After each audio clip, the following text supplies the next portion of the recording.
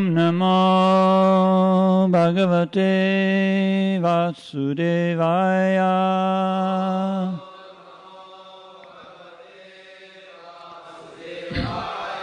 Om Namo Bhagavate Vasudevaya.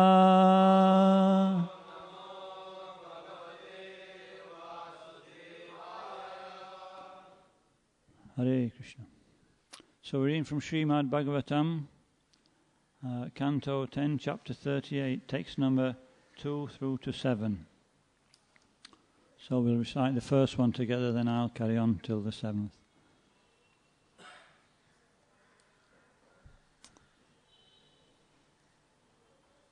Gacchānpati Mahabhago. Gacchānpati Mahabhago. Bhagavacchanu ambujekshane. Bhagavacchambujekshane. Bhaktim param upagata. Bhaktim param upagata. Evam etat achintayat. Evam etat achintayat. It's ambujekshane, not on the second line. Gacchānpati Mahabhago. Bhagavaccha ambujekshane. Bhaktim paramupagata. Evam etat achintayat. Gacchānpati Mahabhago. Bhagavaccha ambujekshane. Bhaktim paramupagata. Evam etat achintayat.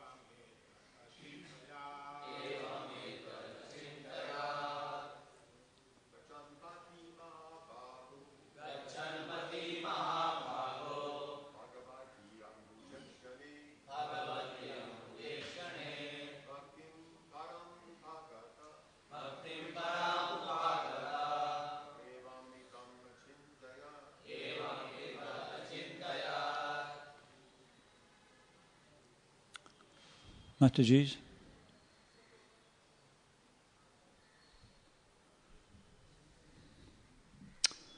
Gacchān, travelling. Pati, along the road. Mahabhagaha, the greatly fortunate. Bhagavati, for the Supreme Personality of Godhead. Ambuja Ikshane, the lotus-eyed Lord. Bhaktim, devotion. Param, exceptional. Upagataha, he experienced. Evam, thus. Etat, this, as follows. Achintayat, he thought. Text 3. Kim maya charitam badram, kim taptam paramam tapaha, kim vatyapyar hate datam, yadrakshyam yadya keshavam. Translation. Sri Akrura thought, what pious deeds have I done? What severe austerities undergone? I didn't read, just a minute, we'll read the second one to you. As he travelled along the road, the great soul Akrura felt tremendous devotion for the lotus-eyed Supreme Personality of Godhead. And thus he began to consider as follows. Text 3. Sri Akrura thought, what pious deeds have I done? What severe austerities undergone? And what worship performed or charity given, so that today I will see Lord Keshava. Mametad durlabam manya utamak sloka darshanam vishayatmano yata brahma kirtanam sudrajanmanaha.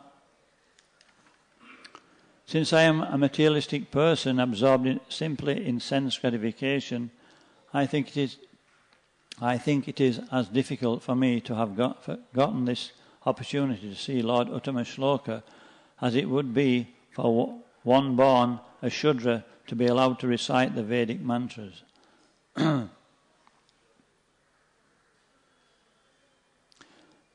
Maivam mama damasyapi syat avachyuta darshanam riyamana kalanadya vachittarati kaschana.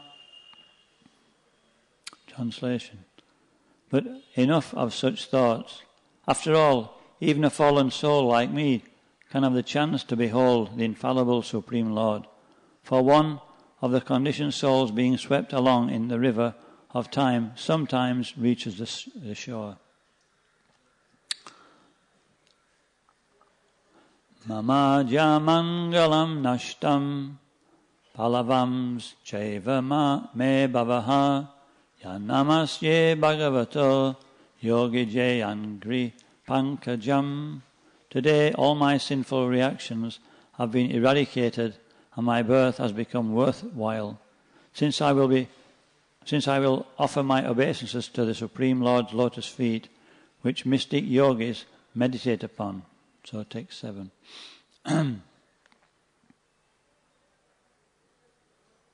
Kamso bataya kritame cha anugraham rakshe angri padmam prahito munahare kritvatarasya durachayam tamaha purve taranyan nakamandala trisha.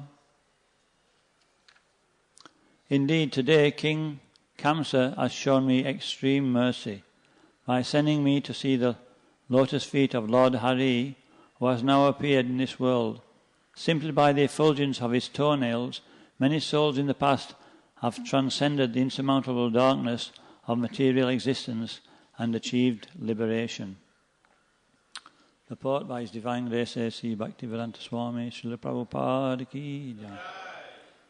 Akrura noted how ironic it was that the envious demoniac Kamsa had given him an extraordinary blessing by sending him to see the Supreme Lord Krishna. Om Ganti Mirandasya Gyananjana Shalakaya Chakshurun Militam Jena Tasmai Shri Guruve Namaha Shri Chaitanya Manobishtam Stapitam Yena Bhutale Swayam Rupa Kadamayam Tadati Svavadantikam Vandeham Shri Guru Shri Yuta Padakamalam Shri Gurun Vaishnavamscha Shri Rupam Sargajatam Sahagana Raghunatham Vitam Tam Sajivam Sadvaitam Savadutam Parijana Sahitam Chaitanya Devam Shri Radha Krishna Padan Sahagana Lalita Shri Vishakhan Vitamscha.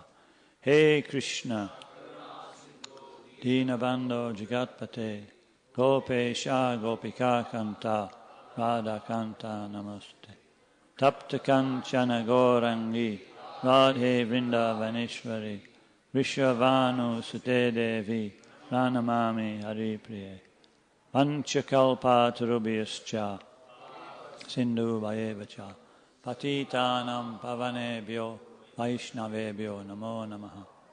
Jai Shri Krishna Chaitanya Prabhu Nityananda Shri Advaita Shri Gaura Bhakta Vrinda.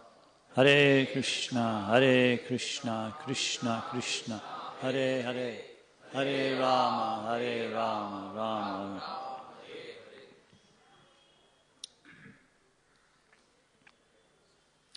So this is Lord Varaha's appearance day. So we'll speak a little bit on this verse and then we can speak a little bit about Lord Varaha also. So wherever we look in the Bhagavatam, there's many things we can learn from every pastime. And here Akrura is showing how a devotee can understand his good fortune even in a seemingly difficult situation. Akrura has been put into a situation which I don't think many devotees would relish. He's been asked to bring his worshipable Lord before the Supreme, before Kamsa, because Kamsa wants to kill him. And Kamsa quite openly tells Akrura that, because he has such confidence in Akrura. Akrura is very expert in doing his duty, and therefore, because he's expert, Kamsa is using that for his own nefarious activities. So even in life we can see that this example of Akrura is that not a blade of grass moves without the will of the Supreme Lord. And the difficulty is, Prabhupada many times says in Bhagavad Gita, Srimad Bhagavatam, he says it should be devotional service, and what's the rest? In Krishna Consciousness. Not devotional service in some other consciousness, in Krishna Consciousness. And so there are many levels of devotional service. And Jiva Goswami explains some of these levels in his Bhakti Sandarbha. I can just explain a little bit about them. He says, first of all, there's called Aropa Siddha Bhakti. So this type of Bhakti means that there's two kinds. One means that one has no understanding of devotional service. He doesn't even know what he's doing. And somehow or other, he renders some devotional service. Even unwittingly may give something to Krishna. So actually this is our situation, this is our preaching, this is our great secret weapon. Is that outside of India, and maybe inside as well now, it's becoming more prominent, materialism, is that not many people understand Krishna or even know of Krishna. When Prabhupada came to the West, he was asked by his disciples about Krishna. He says it's very unfortunate people in the West. He says everybody in India knows who Krishna is. He says, but in the West, hardly anybody knows. But still, what were we saying now? We were talking about, sorry? Aropa Siddha Bhakti, yeah. So this is one kind, and just by distributing prasadam, people don't always know. By distributing books, people don't know aware what the book is or who it. I remember when I first came to devotional service, actually, I did some little introductions further down the line beforehand. I hadn't realised at the time what it was, and then I started to develop I started to think about reincarnation and different things. And one day I was walking down the street of my hometown, and I turned this corner, and I had this feeling, what am I doing here? And then there were a row of books in the side of the road in this big case. And I'd been thinking about Buddhism. I thought, Buddhist book, because they had a person on the front of the book with a shaved head. And so I was looking at these books, and then I tap on the shoulder. I said, how much are these books? He said, give a donation. I said, this is a funny way to... no price on the book. So I gave him a donation, and I was walking away, and as I got a certain distance, he shouted me back. He said, "Hey," and I came back, and he gave me a record. I didn't really want the record, but I thought it's polite to accept, and it was called Night and Day Dream. And then I started walking away again, and he said, "Hey." I thought, "Oh, what does he want now?" And he said, "Hare Krishna." I thought, "Oh no." I remember seeing these people on the television many years ago. They'll never get me doing that. So anyway, so the point is that I hadn't got a clue what Hare Krishna was all about. I'd just seen them on the television dancing at Rath Yatra. I just thought they were fanatics. And so, by this Arope Siddha, one side is that we don't know anything. We can still become benedicted by the path of devotional service. And then the other one is, the second part of Arope Siddha is that we know something about how we should perform pious activities, and we should surrender something to God. And so we work in such a way that we do that, and we may come to the temple, or we may give something to a devotee. We don't really know much about the process of devotional service. So some people on that platform, they considered some devotion there. And then the next one is Sangha Siddha Bhakti. So there's three kinds. Sakam Bhakti. This means we want everything for ourselves, but we'll give something to Krishna. We understand Krishna as the goal. And then there's Kaivalya Bhakti. This is desiring liberation. And then there's Bhakti Matra. This means we're desiring to obtain the Lord. But in all these three cases, there's still karma and jnana. They're mixed. It's considered like the desire for attaining Krishna is not so strong. It's like an electrical conductor. It's not electricity, but when it's associated devotional service, when we put electricity on that particular conductor, then it becomes electrified, but it's not actually electricity. So it's not actually real bhakti, it's very much material desires. And then the last one is, you'll be surprised, I think, it's called Swarup Siddha Bhakti. There's two kinds. One is Vaidhi Bhakti. This is considered pure devotional service.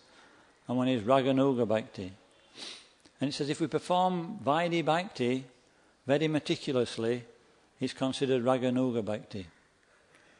And so everybody who comes to this process which Prabhupada's given us has got the highest process. We're not on the lower processes at all. It says if we chant 16 rounds, follow 4 regulative principles, it's considered to be on the pure platform. Mind, there's a lot of work to be done on that pure platform. We may not be quite there yet. What is it? Ripe mango, is it? And unripe mango. What can you make out of an unripe mango? Chutney? It's not very good though, is it, compared to a real mango, a ripe mango. Because there's some anarthas in the heart. And in the Srimad Bhagavatam it explains that, what's that verse? Nasta prayeshu badreshu. By regularly chanting and hearing, the heart becomes purified, following the pure devotee. Tadaraja tamabhava bhava kamaloba dayaschaya. Cheta eteranavidim stita sattve prasidati. One becomes free from these modes which we were talking about earlier. And then it says, but still the devotee may appear to be pure, but he sometimes is very passionate. And Prabhupada writes in the purport that somebody who is passionate, he cannot be a devotee. And I was thinking that these things which are dwelling in the heart are actually obstacles. Did I tell you about the story of Charlie Chaplin? Well, it's not really a story, it's just one experience I had actually. I was waiting to fly from this airport, and there were all screens in the airport, all everywhere. And they had a Charlie Chaplin movie on. And I was attracted, but I thought, this is not really what I should be doing. I should get the Bhagavad Gita out and read this instead. So I got the Gita out and I kept looking at this movie. And eventually they called us to get on a plane, and I got on and we set off down the runway, and all of a sudden, they don't give you any warning in Russia, you just came to a complete stop, all the brakes went on, and we went back to the terminal again. I thought, wow, no announcements, and we came back to the departure lounge, and it was still on. I thought this must be Krishna's arrangement, so I started watching this Charlie. I thought, Prabhupada, he used to watch Charlie Chaplin, is that right? And he got a lot of realization. He used to preach on the strength of that. So I thought maybe this will be helpful for me also. And so the story goes, it was a silent movie, and Charlie, it's New Year's Eve, and he's walking down the street, and out of this bar comes this drunk, he rolls into him, and they both go on the floor. So the drunk stands up and he starts brushing Charlie Chaplin down, and it says, and you can see by way he's mimicking, he's inviting him on the town, come out with me on the town. And Charlie Chaplin pulls his pockets out and says, I've got no money. He says, don't worry, it's all on me. So they go out and they have a ball of a time. And it comes time to go home, and by this time he's dressed Charlie Chaplin up in immaculate clothes. He looks really the part. Because this person is very, very rich. And he has a habit when he gets drunk of just befriending anybody. And so they both go back to this person's mansion, actually, and they take rest. And next morning he wakes up, Charlie Chaplin, and he's thinking, actually, I've got some work to do. I know what I could do. I could take advantage and borrow this person's automobile. So he calls the butler. The butler comes over and reluctantly he gives him the keys. And then he gets in the car. And he's sat there. He looks you know what a toff is? A toff's a perfect gentleman. And he's driving down the road, and all the people, wow, look at that. A real gentleman. And he's enjoying the acclaim. And all of a sudden, out of the corner of his eye, he sees this person walking down the causeway, and he's smoking a cigarette.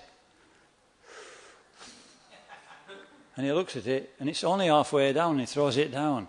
And Charlie Chaplin, he puts the anchors on the car. He jumps out of this big Rolls Royce, and he runs towards this cigarette. And just as he's about to get there, there's another tramp just going to pick it up, and he kicks him out of the way and picks his cigarette up, and he starts smoking it. And the tramp's going, what does he need that for? He can't wake it up. He's just got out of a big Rolls Royce. So what's the moral of the story?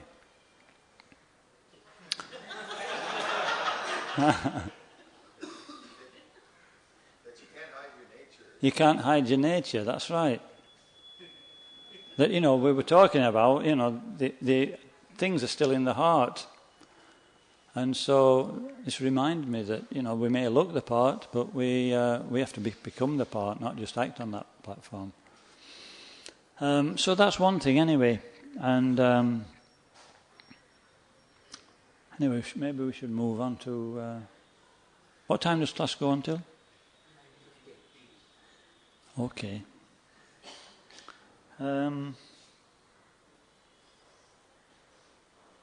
We're talking about good fortune, seeing Krishna in every activity. And so it's very difficult to see, I don't know whether anybody's experienced that usually we think of everything else and then Krishna. When we try to work things out ourselves and we realize we're stuck, then we turn to Krishna. So actually in the appearance day of Lord Varaha, the same thing applies. When Lord Varaha appeared, Brahma was talking to Swayambhuva Manu, and they were on about creation. It was a time for creation, and all of a sudden from his nose came this little, just the side of the end of the thumb, came this little boar. And at that point, he wasn't so Krishna conscious. He didn't think this is Krishna.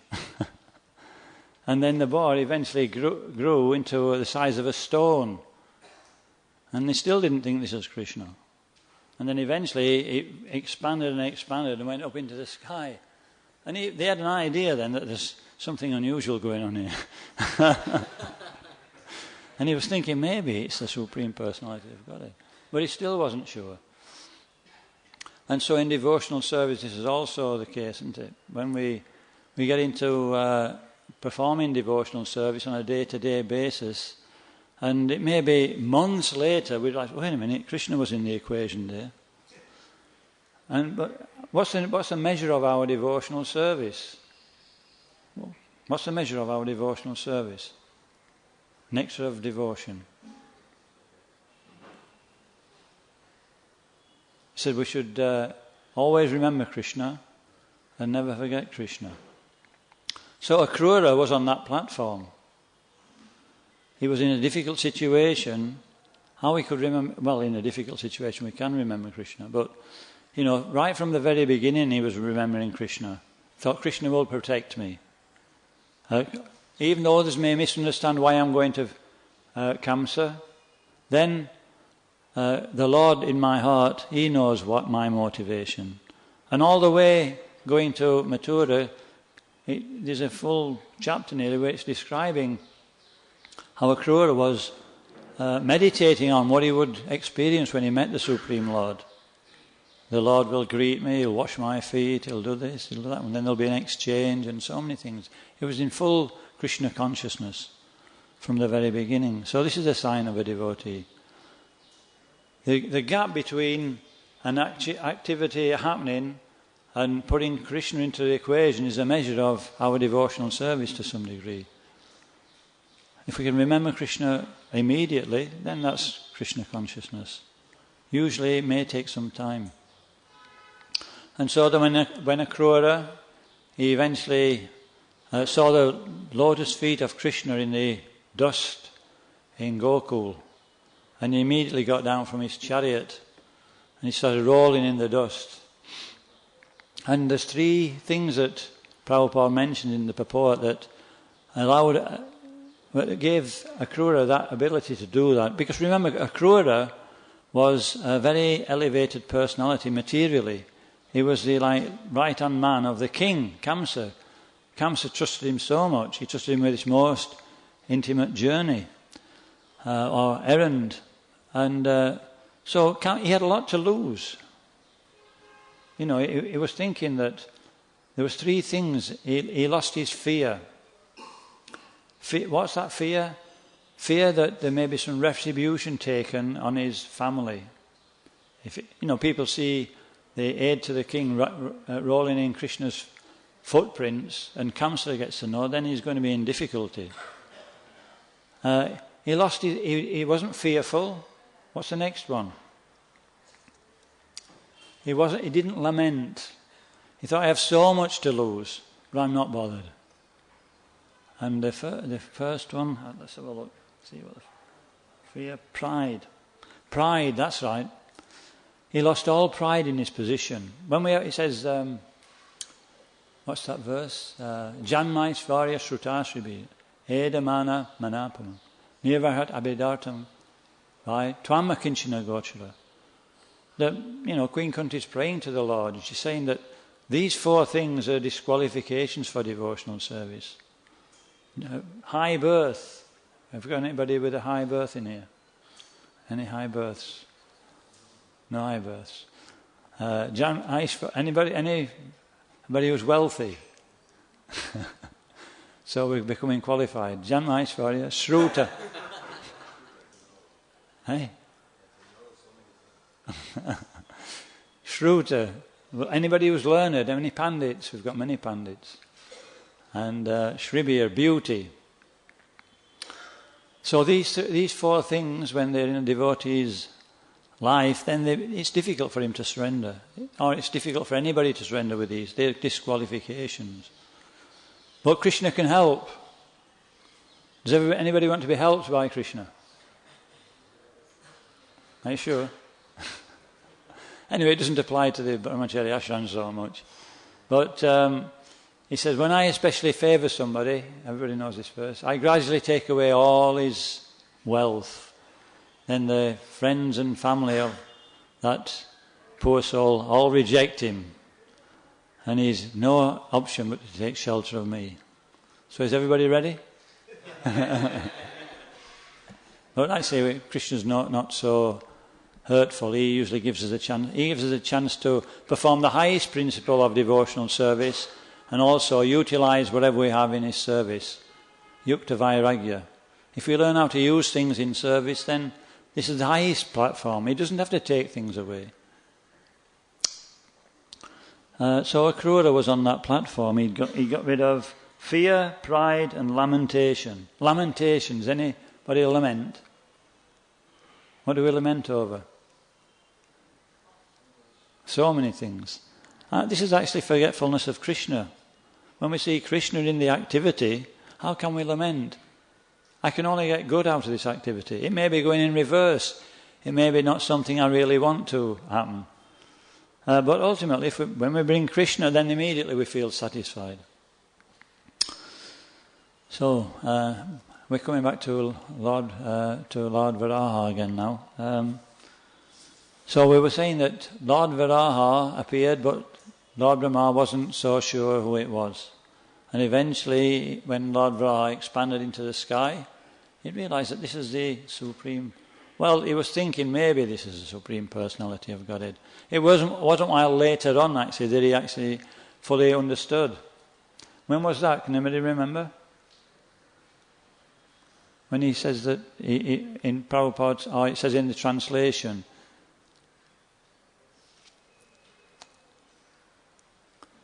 anyway, we'll come to that later. So how did this all start? We can say a little bit about the story behind the pastime of Lord Varahadev. It started with Aditi. Diti. Diti was, by the Lord's arrangement, overcome with this lust. And so she approached her husband Kashyapa Muni for intercourse, sexual intercourse. And it was at an auspicious time. It was in the evening time. It's called twilight or dusk. And at that time all the Bhutas and Lord Shiva go over. And so when that happens, usually it's an inauspicious birth. And Lord Shiva, he felt obliged that this is what I have to do. It's actually said that he was henpecked. But can you imagine Lord Shiva being henpecked? You know, everything's coming by the arrangement of the Supreme Lord ultimately in these pastimes. And so Aditi, she gave birth to 2 demons. And these demons, they created a huge... the whole place became black at that time, and all the demigods became fearful. And so Lord Brahma, they went to Lord Brahma. Lord Brahma explained to them that actually this is... and he explained the story of Aditi and Kashyapa, how this had come about by the birth of these demons. And then he went a little bit further into it. He said, actually this started with the Kumaras. He said the 4 Kumaras were travelling through the skies. The Kumaras are actually impersonalists at this time. And he said that sometimes impersonalists also become devotees. Some kind of impersonalists, they decry the Supreme Personality of Godhead. These are called Mayavadis. But some are Brahmanandis. They understand the Supreme Lord, but they prefer to worship the impersonal form of the Lord. But they knew about Vaikuntha. So they went to Vaikuntha to see Lord Vishnu, their master. And they went through 1 gate, 2 gate, 3 gate, 4, 5, 6. And then at the 7th, he said they came across an obstacle. There were 2 gatekeepers, Jai and Vijay. And actually, by the arrangement of the Lord, these 2 gatekeepers could understand that the Lord was desiring to fight. This was the reason that they stopped the Kumaras. They thought, as devotees of the Lord, we have to fulfill his desire. And so they understood that, you know, there would be a difficult situation they would be put into if they stopped the 4 Kumaras. And so by the grace of these 2 gatekeepers, this pastime took place. And the Lord fulfilled his ability to, or his propensity to fight, and also kill these 2 demons.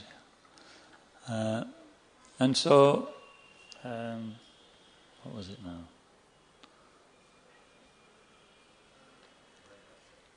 Hiranyaksha.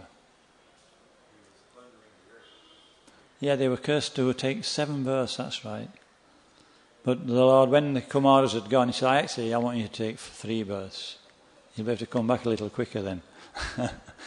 And so they preferred to do that, and they took birth. We all know, first 2 incarnations were Hiranyakashipu and Hiranyaksha, and then Kumbhakarna and Ravan, and then Shishupal and Dantavakra, and then they came back for a guest appearance, didn't they? Yeah.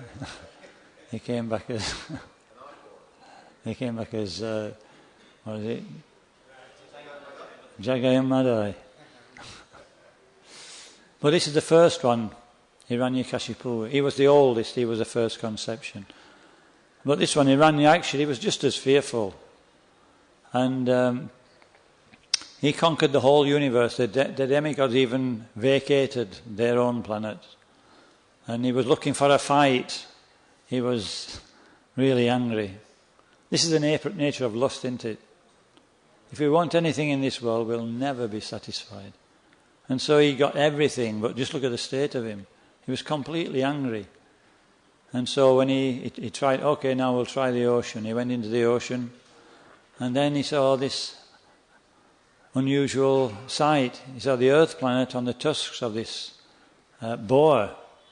He said, previously he'd asked Varuna when he went to the heavenly planet. Oh, in the sea, sorry. He was in the sea. First he came, after many years, he came to Varuna Dev. And he paid his obeisance, says, with a smirk on his face as he was getting up, he says, "Please give me combat, O valiant one." And so Varuna was intelligent, he says, in very nice language. He kept his language nice, but he told him so many words, that I've retired from fighting. I'm not an equal combatant for you. But there is one who is equal in combat. And he said that you'll be laid down and that you'll be food for the jackals and crows. And he actually said, "Where is he?" And he immediately left as soon as he was given direction. And Narada Muni came into it. He helped him on his way as well, as he usually does. Narada Muni gave him direction. And so this is the situation now that he's faced with this. He's gone in the sea and he sees he says, an amphibious beast. In other words, he's mocking the Supreme Lord. And he gives so many insults. But Lord Bori, the Supreme Lord, he says that, anyway, you may be giving so many insults, but a real Kshatriya, he doesn't speak, he actually fights. And he says, and then obviously they started fighting. And one unusual thing happened during the fight, and it's happened the same with Hiranyakashipu also, is that halfway through the fight, does anybody know what happened? All the demigods went, "Oh no, what's happening?"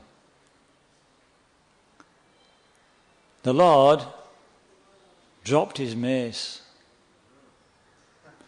So this is a test of faith, isn't it? All the demigods, even with Hiranyakashipu, what happened with Hiranyakashipu? The same thing. The Lord got him in his nails, and he was just about to, kill him. And then he let him go. And the demigods, they all came out from behind the clouds, and then they went back again. So there's they're not quite sure. That shows faith, doesn't it? If they'd have been completely faithful, they wouldn't have done that. So how many times do we maybe do that?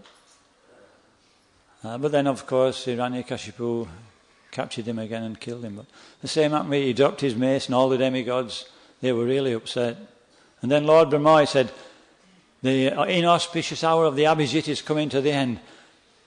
What did he say? Do away with him immediately before the demons become strong at the evening time.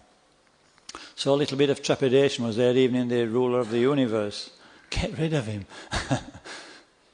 And so the Lord eventually dispatched him. How did he dispatch him? They were fighting so furiously. And then he just calmly Went like that. And Hiranyaksha just fell down. Eyes bulging. Finished. So this is material life, isn't it? Material life means that hard endeavour. There's one verse in the Srimad Bhagavatam. How does it go? It's Dharmasya Apavarga. It's saying that means we're panting at everything we do, big endeavour. And it ends with mrityu, with death. So material life means that there's no relief.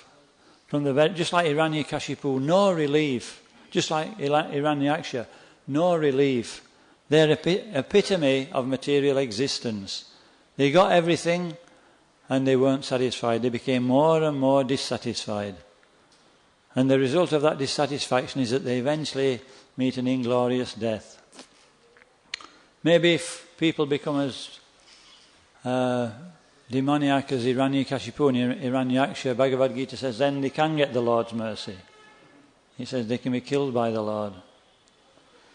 But not many people are going to get that benediction. Actually, everything's going on by the will of the Supreme Lord.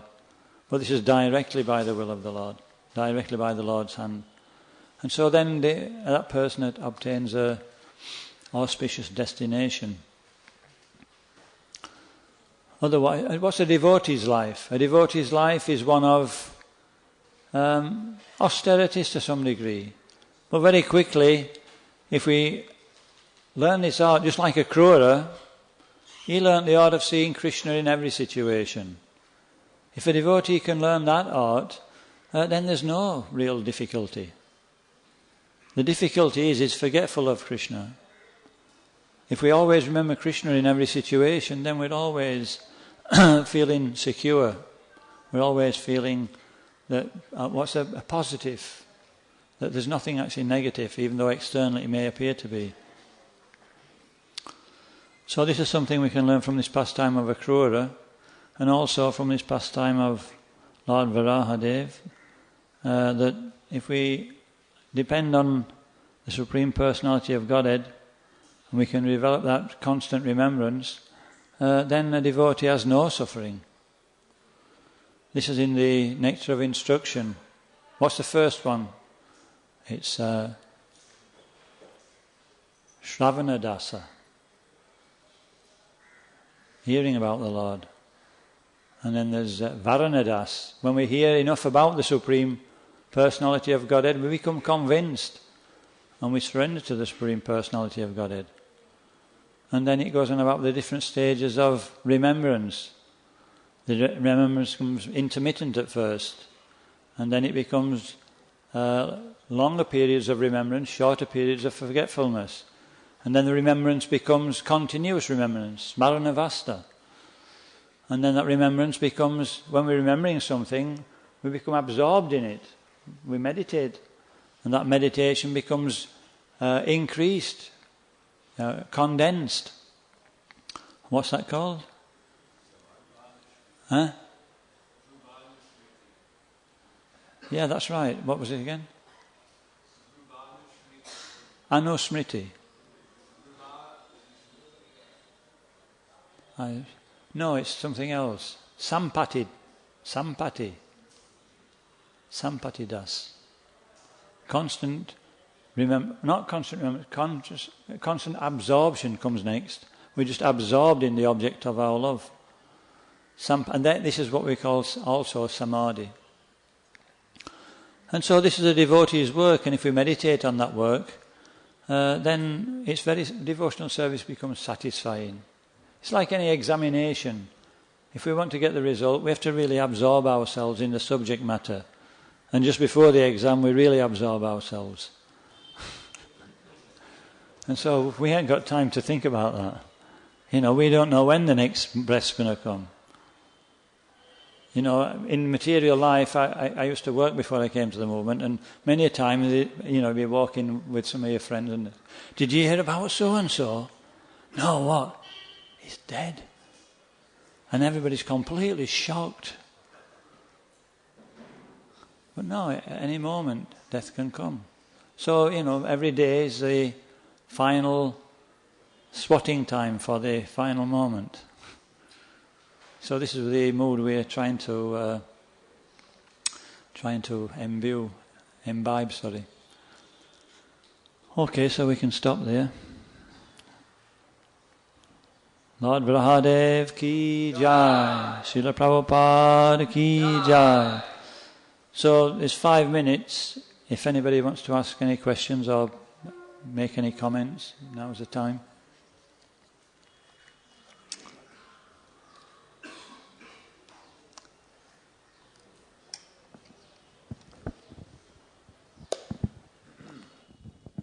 Hare Krishna Maharaj, I have 2 questions. Maybe there's only time for one. My first question is, we hear in the Bhagavad Gita that by remembering Krishna, we'll go to Krishna. Krishna says like this in the Bhagavad Gita. But then you were just describing that there are different levels of remembrance. There are 5 levels of remembrance there. So when Krishna says smarnam, he doesn't exactly specify what level of absorption. But the different levels of smarna are not the same. So when Krishna says by remembering him, what type of remembrance are we to understand by which we can go back home, back to Godhead? Well, it's a gradual process from intermittent, like I was saying. We only remember Krishna when we're in difficulty. And then it becomes more... what usually happens then is that when we appreciate Krishna's mercy, when we're in difficulty, always actually we start to become more introspective. That I see Krishna's helping me. I can see where Krishna's helping in my life. Then we become devotional service is not so much of a just when there's an emergency, but we start to be more inclined to serve Krishna with a bit more thought and for Krishna's pleasure. So we're developing like that. And then the more we develop that remembrance, and we see Krishna more in our service, and we see how Krishna's always there, and so the remembrance, the gratitude increases, and we feel more obliged, and so we tend to give up our material propensities in order to put more effort into serving Krishna. So this is the way it gradually snowballs. And so, if I can understand your question right, at what point of remembrance do we have to attain? So this is what we were saying, is that it's not just remembrance, but the remembrance becomes constant, that we're always remembering Krishna in the sphere of our activities. And when we're always remembering something, it becomes absorption. We become absorbed in the object of our meditation. Meditation is after remembrance.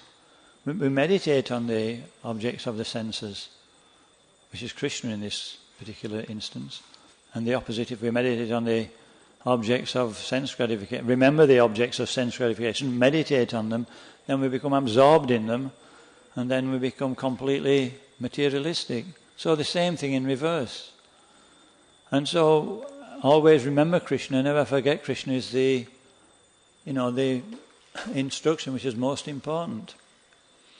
Because whether we can do everything, follow everything, be expert at everything, is not really the essence of devotional service. The essence of devotional service is how much we're becoming dependent on Krishna.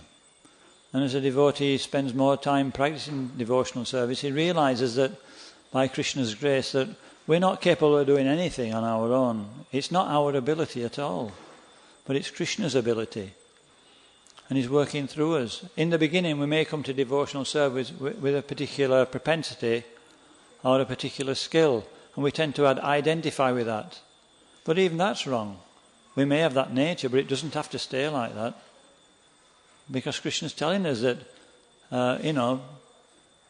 we usually do follow our nature, but it's not absolutely necessary. If we're completely a surrendered soul, then, Krishna knows that whatever service He gives us to do, we won't become puffed up by it or attached to it. We're doing it solely for the pleasure of the Lord. So therefore, the highest devotee, in theory, can do anything for Krishna. And so that's what we're aiming for, that remembrance, meditation, absorption, and this all comes from the holy name. This is the beginning of our absorption. Because the more we're desirous of taking shelter of Krishna, praying to Krishna, then he'll reciprocate during the day in our service. We're not just praying for external service, we're asking for the mind and intelligence to be engaged also. It's not that we're separate. The mind and intelligence we have is also influenced when we're seriously chanting. And automatically we develop the proper consciousness. This consciousness is as it says in Bhagavad Gita, is a causeless mercy of the Lord. And so that's our real benediction, is to chant very, very sincerely. If we can do that, everything else is taken care of in due course of time.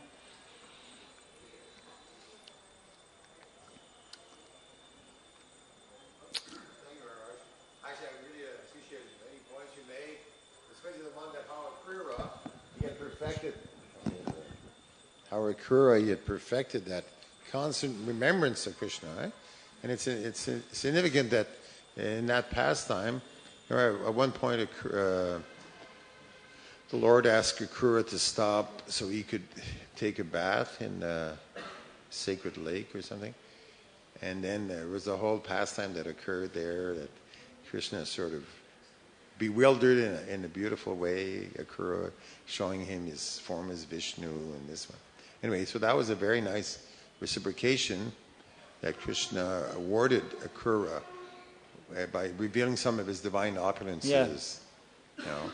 Good point. So that was remembrance of Krishna.